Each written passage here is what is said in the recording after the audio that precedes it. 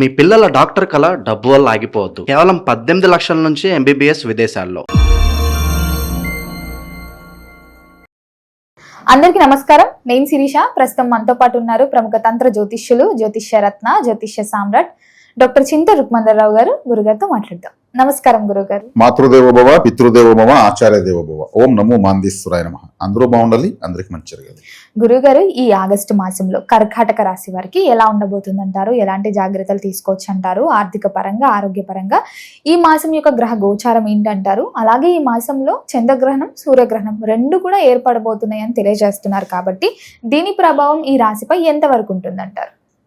ఈ 2020 సంవత్సరం ఆగస్టు మాసం కర్కాటక రాశి వాళ్ళకి ఎలా ఉందో చెప్పుకునే ముందు, ఈ మాసం చంద్రగ్రహణము, సూర్యగ్రహం రెండు నడుస్తున్నాయి. చంద్రగ్రహణము 12వ తారీఖు, 28వ తారీఖు ప్రాంతంలో సూర్యగ్రహణం జరుగుతాయి. భారతదేశంలో ఇవి పూర్తిగా కనిపించవు. చంద్రగ్రహణం పాక్షికంగా కనిపిస్తుంది. అది అష్టమ రాశిలో చంద్రగ్రహణము, 2వ రాశిలో సూర్యగ్రహణము. అంటే ఇతర దేశాల్లో ఉన్న వాళ్ళకి ఇది సంపూర్ణంగా దోషాన్ని ఇస్తుంది. 2వ స్థానం అంటే కుటుంబ స్థానము, 8వ స్థానం అంటే ఆయుష్ స్థానము, అంటే దుస్థానము. కాబట్టి ఈ కర్కాటక రాశి వాళ్ళు, విదేశాల్లో ఉన్న వాళ్ళు ముఖ్యంగా శాంతి పరిహారాలు చేసుకోవడం మంచిది. గ్రహణం జరిగే ముందు పట్లు స్నానము, విడుపుడు స్నానము, మధ్యలో జపము, మరుసటి రోజు దానము. ఇప్పుడు 12వ తారీఖు, 28వ తారీఖు 2 రోజులు.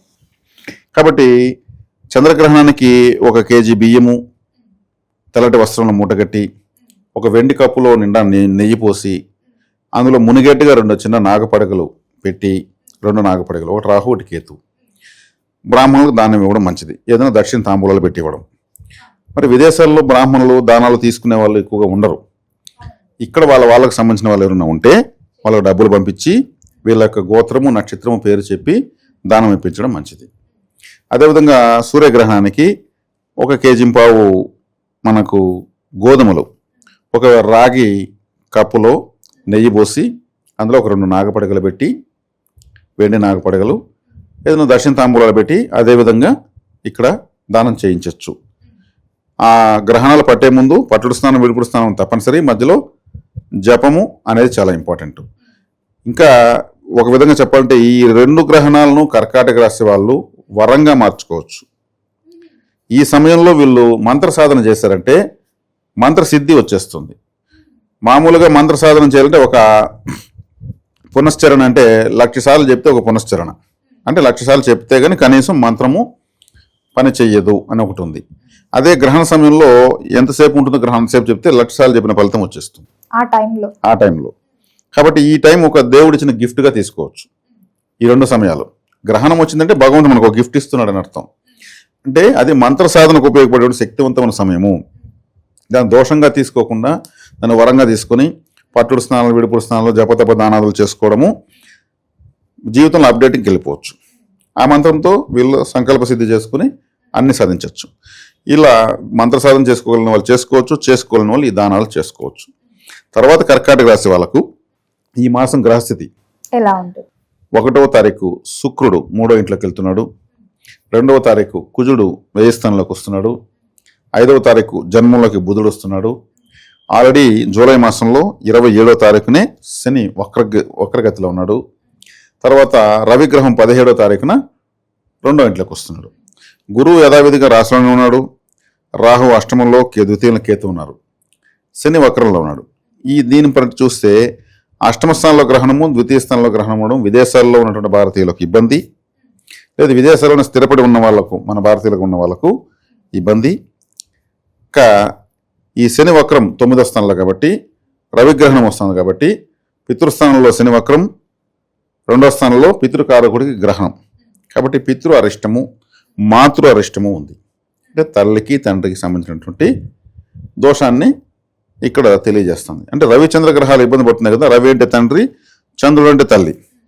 పితృస్థానంలో అంటే 9వ స్థానం తండ్రి స్థానం అర్థం. శని వక్రంలో ఉన్నాడు. ఈ రాశికి అష్టమాధిపతి 9లో వక్రం కాబట్టి ఈ శని, రాహు, కేతువులు, చంద్ర సూర్యగ్రహణాలు అనేవి కర్కాటక రాశి వాళ్ళకు కాస్త ఇబ్బందికరంగానే ఉంటాయని చెప్పొచ్చు. ఇప్పుడు నేను చెప్పినట్టు ఈ గ్రహణ సమయంలో మంత్ర సాధన చేస్తే ఇవన్నీ తొలగిపోతాయి అంటారా? తొలగిపోయి వీళ్ళకి మంచి అదృష్టమే కలుగుతుంది, దాంట్లో ఏం డౌట్ లేదు. కాబట్టి ఇప్పుడు జన్మంలో బుధుడు వచ్చాడు, జన్మంలో బుధుడు మంచిదే, అంటే ఇంటెలిజెన్స్ బాగా పనిచేస్తుంది. బుధుడు వచ్చేకాడికి మనకు బుద్ధికారకుడు కాబట్టి. ఇక మూడో ఇంట్లో శుక్రుడు నీచ. మూడో ఇంట్లో శుక్రుడు నీచినప్పుడు ఈ రాశికి బాధకాధిపతి నీచపడుతున్నాడు, అంటే బాధకాధిపతి శుక్రుడు. కానీ ఎంతున్నా ఈ రాశిలో ఉన్న పురుషులకు భార్యకారకుడు కాబట్టి భార్యకు అనారోగ్యం చేయడము, లేదు కొత్తగా వివాహం చేసుకోవాలనుకున్న వాళ్ళు ఈ మాసం ప్రయత్నించకపోవడం మంచిది. కొత్తగా వివాహ ప్రయత్నాలు చేసేవారా? ఎందుకంటే భార్యకారకుడు శుక్రుడు కాబట్టి, శుక్రుడు నీచపడుతున్నాడు కాబట్టి తులారాశులకి శుక్రుడు వచ్చే వరకు ఆగడం మంచిది. అదేవిధంగా పంచమాధిపతి వ్యయంలోకి వస్తున్నాడు, ఎవరు? కుజుడు. కుజుడు కూడా కేతువు చూస్తాడు, శని చూస్తాడు, అంటే సరైన నిద్ర ఉండదు వీళ్ళకు. 12వ స్థానం అంటే మనం పడుకుని నిద్రపోయి పడక గది అని అర్థం. శని చూస్తాడు, వక్రించి చూస్తాడు, కేతు 2 నుంచి చూస్తాడు. అంటే ఈ రాశికి వ్యయంలో కుజుడు, ద్వితీయంలో కేతు, అంటే రాశికి 2 వైపులు 2 పాపగ్రహాలు ఉన్నాయి.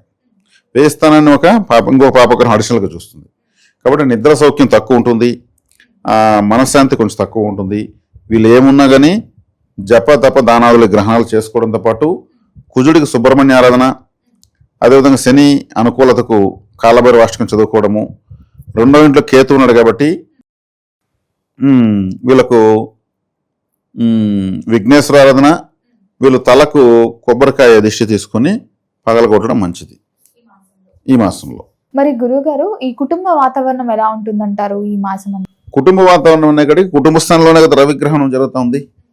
కుటుంబ స్థానంలో కేతు ఉన్నాడు, కుటుంబ స్థానంలో నుంచి కేతు కుజును చూస్తాడు. కాబట్టి కుటుంబ స్థానంలో అంత సానుకూల వాతావరణం లేదు. ఇప్పుడు వివాహానికి నేను దూరంగా ఉండమని చెప్పాను. ఆల్రెడీ వివాహమైన వాళ్ళకైతే కాస్త సఖ్యత కూడా లోపిస్తుంది. ఆల్రెడీ కొత్తగా ఈ మధ్య కాలంలో వివాహమైన వాళ్ళకైతే కాస్త సఖ్యత కూడా లోపిస్తుంది. ఎందుకంటే కర్కాటక రాశి అనేది చంద్రుడికి సంబంధించింది, చాలా సున్నితంగా ఉంటుంది.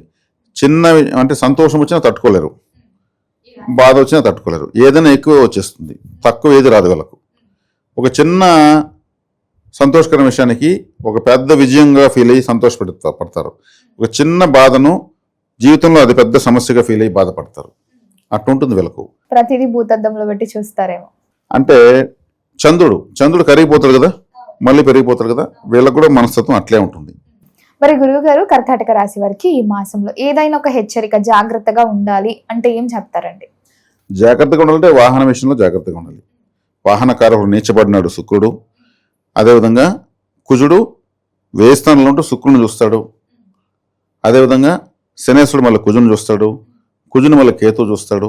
అంటే పాపగ్రహాలన్నీ కూడా మల్టీ డైమెన్షన్స్లో చూపులు పడుతున్నాయి.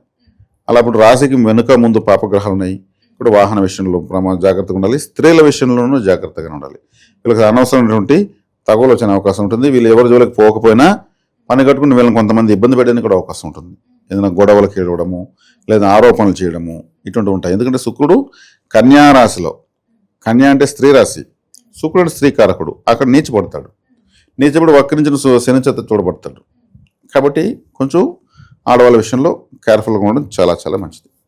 అలాగే గురుగారు, గృహయోగం, వాహన యోగం ఏదైనా ఉందంటారా? ఎవరైనా ప్రయత్నిస్తారు? వాహన విషయంలో జాగ్రత్తగా ఉండమని చెప్పినప్పుడు వాహన యోగం ఎలా వస్తుంది? అంటే కొత్తవి కొనుక్కుంటారు కదా, 1 నెల ఆగడం మంచిది. శుక్రుడు 4వ ఇంట్లోకి వెళ్తాడు, అప్పుడు తీసుకోవచ్చు. అది కూడా భార్య పేరుతో తీసుకోవడం మంచిది. ఎందుకంటే శుక్రుడు వీళ్ళకి బాధకాధిపతి అన్నప్పుడు వీళ్ళ పేరుతో తీసుకున్నారంటే వాళ్ళు అలాగుతారు. వాళ్ళ భార్య, అమ్మ అలా తీసుకోవచ్చా పిల్లల పేరు మీద? మరి గురుగారు, ఈ మాసంలో ఇంకా బాగుండాలంటే ఎలాంటి రెమెడీస్ చేసుకోవచ్చు అంటారు? ఈ గ్రహణ సమయాలకు నేను చెప్పినటువంటి జపదపతానాలు చేసుకోవాలి. తర్వాత సుబ్రహ్మణ్య ఆరాధన, విఘ్నేశ్వర ఆరాధన, కాలభైరవ ఆరాధన ఇవి చేసుకోవడం సరిపోతుంది. గురుగారు, మొత్తం మీద ఆగస్టు మాసంలో కర్కాటక రాశి వారికి ఎలా ఉంది, ఎలాంటి జాగ్రత్తలు తీసుకోవాలో తెలియజేసినందుకు ధన్యవాదాలు. ధన్యవాదాలు.